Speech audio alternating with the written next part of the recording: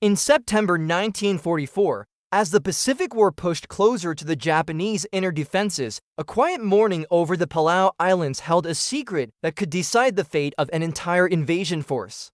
Around early September 1944, before the first waves of United States Marines moved toward Peleliu, a United States Navy reconnaissance pilot lifted off from the USS Hornet with what seemed to be a routine assignment. Air warfare was evolving quickly, and photographic intelligence had become one of the most important tools in the Pacific campaign. His orders were simple: fly over Peleliu, photograph the airfield, return. Intelligence reports from previous passes suggested the strip was inactive. Command believed Japanese aviation assets in the region had been largely neutralized by continuous carrier raids. For the planners of Operation Stalemate Two, the invasion of Peleliu, this assessment supported the expectation of a relatively secure approach for the amphibious fleet. Yet as the pilot approached the pale coral runway that cut through dense jungle, his trained eyes caught something that contradicted every briefing he had received. His camera shutter clacked steadily, capturing frame after frame of what he first thought were abandoned silhouettes, but these were not derelict aircraft. The closer he flew, the clearer the truth became. There were rows of Mitsubishi Zero fighters and twin-engine bombers aligned with mathematical precision. Ground crews moved between them, fuel drums set stacked near revetments. Mechanics worked beneath open engine cowlings. The airfield was not dormant, it was alive. As he banked for another pass to ensure the photographs were sharp enough for analysis, he saw the unmistakable signs of a Japanese counter-strike force preparing for flight. Several aircraft had warmed engines, their propellers already spinning. Others were being armed with bombs intended for use against the incoming American invasion fleet. This was no small patrol group. This was a substantial strike wing that could cripple transports, landing craft, and escort ships if allowed to launch. What had begun as a photographic sweep had become the fulcrum of an unfolding crisis. Thousands of Marines aboard transports to the east were depending on accurate reconnaissance to ensure a safe approach. Now one man in a lone aircraft had discovered the truth first, and he understood instantly that time was running out. In the tense minutes after the shocking revelation above Peleliu, the pilot flew a widening circle, weighing what he had just seen against the orders burned into every reconnaissance aviator of the United States Navy. In the late summer of 1944, reconnaissance pilots were trained to observe, record, and return. Their mission was intelligence, never engagement. The air power doctrine of the era demanded discipline.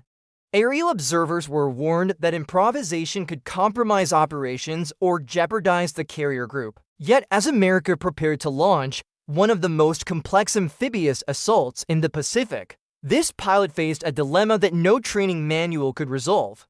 Below him lay a fully operational Japanese air wing capable of striking the troop transports and escort vessels that were carrying tens of thousands of Marines toward Peleliu. He had photographed everything, but the process to act on those photographs would take time. He would need to return to the carrier. The film would have to be developed. Analysts would have to brief the strike commanders. Then the carriers would scramble fighters and dive bombers for an organized assault. Hours could pass. Hours that the Japanese would use to launch their aircraft or disperse them into surrounding jungle revetments where they would be nearly impossible to hit. His past experience in the Pacific had taught him that hesitation was deadly. He had seen how quickly Japanese forces could move once alerted. He knew how devastating a coordinated airstrike could be against invasion forces. He remembered the burning transports off Guadalcanal and the wreckage of American aircraft that littered earlier battlefields. If this Japanese air group launched, the Peleliu landings might face catastrophic losses before the first Marine touched the beach. But if he initiated an attack alone, he would violate strict Navy protocol. A recon pilot was not authorized to begin an engagement unless under direct threat. Regulations existed for a reason. A single fighter could not destroy a fortified airfield by itself. Anti-aircraft batteries, machine gun nests, and concealed emplacements were spread across Peleliu's coral ridges. Diving into that would mean almost certain death. Yet the alternative meant risking the survival of the invasion fleet. In those circling moments above the shimmering Pacific, the pilot faced a choice between obedience and responsibility, between procedure and human lives, between doing what he had been trained to do and doing what he knew must be done.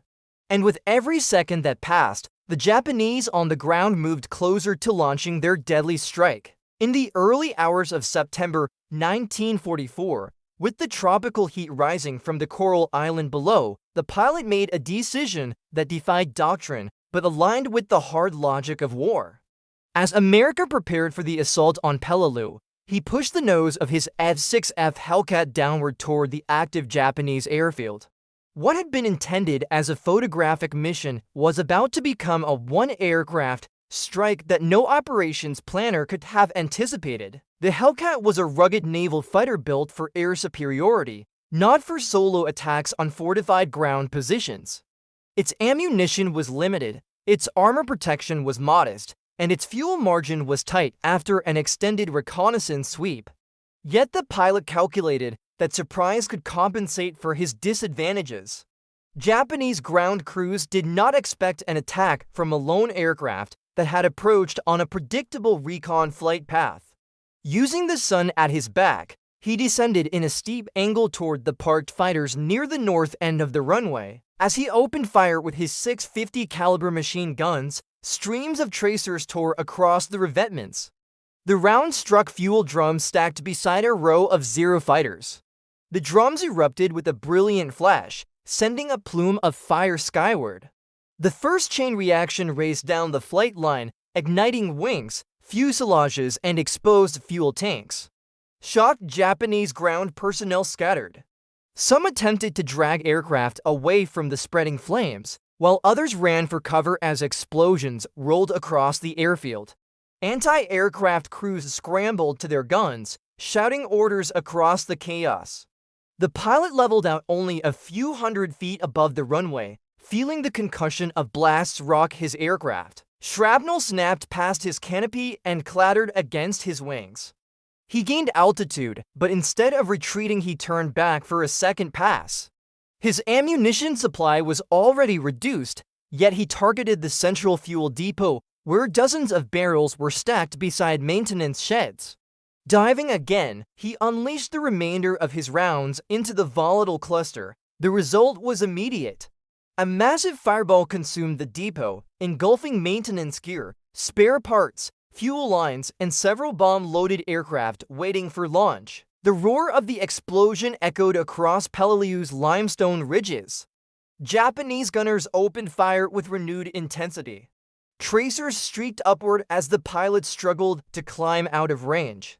His Hellcat shuddered as hits tore into the fuselage and wings.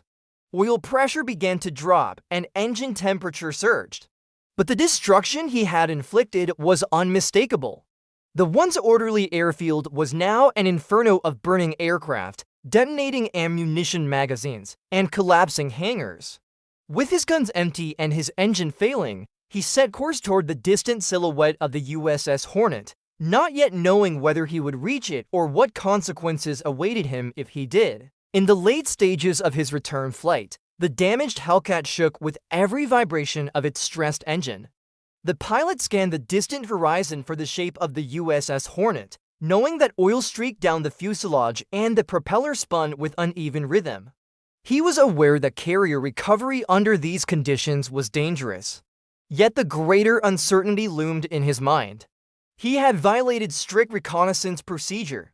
He had initiated an attack without authorization. He had turned a mission of observation into an improvised one-man assault on a heavily defended Japanese airfield. As he approached the task group, the flight deck crew realized from the smoke trailing behind his aircraft that he was in critical condition. Landing signals guided him in as his engine sputtered and threatened to seize.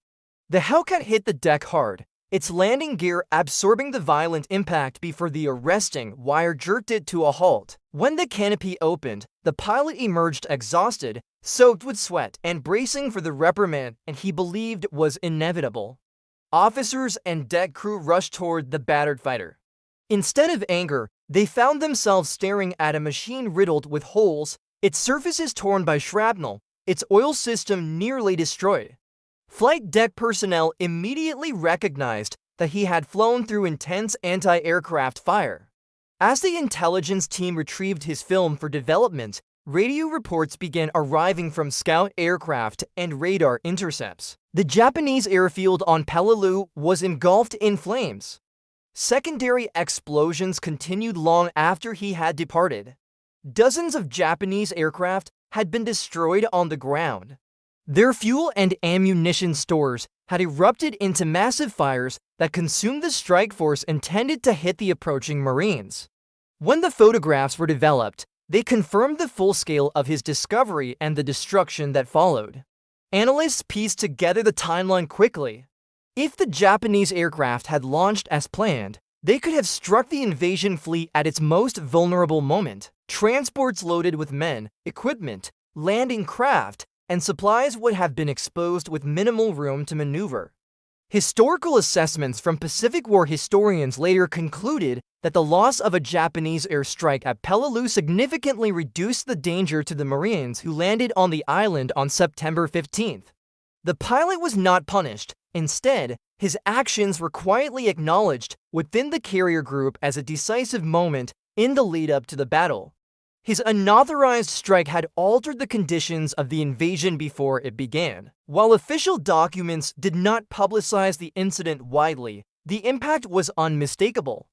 The air threat that might have devastated the landing force had been eliminated by one reconnaissance pilot who chose action over procedure.